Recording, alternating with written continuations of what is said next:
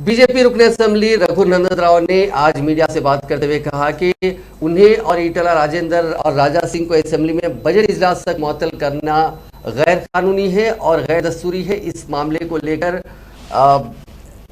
आगे की बीजेपी एक स्ट्रैटेजी बना रही है ताकि रियासती हुकूमत के इस गैर दस्तूरी फैसले को चैलेंज किया जा सके।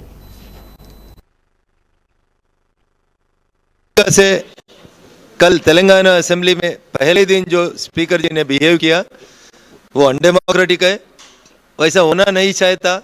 Doctor B.R. अम्बेडकर जी ने जो कॉन्स्टिट्यूशन लिखा वो कॉन्स्टिट्यूशन में प्रोटेस्ट करने का राइट हर मेंबर को है, हर जगह है, not only assembly, even on the roads, even on the different in front of different agencies we can express our regret, we can say what is not possible for the society, we can express our feelings।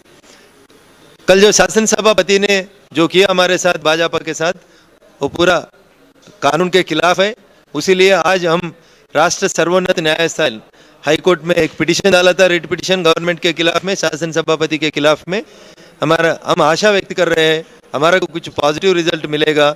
हम आशा व्यक्त करते ही शासन सभापति को कल से तो भी एटलीस्ट जो सभा आप चलाना चाह रहा वो सभा को डॉक्टर B.R. अम्बेडकर जी ने जो गाइडलाइंस दिया, शद्दर एंड कौल ने जो प्रैक्टिसेस एंड प्रोसीजर बताया, उसके हिसाब से सभा आगे बढ़ो बोल के हम विज्ञापन कर रहे हैं।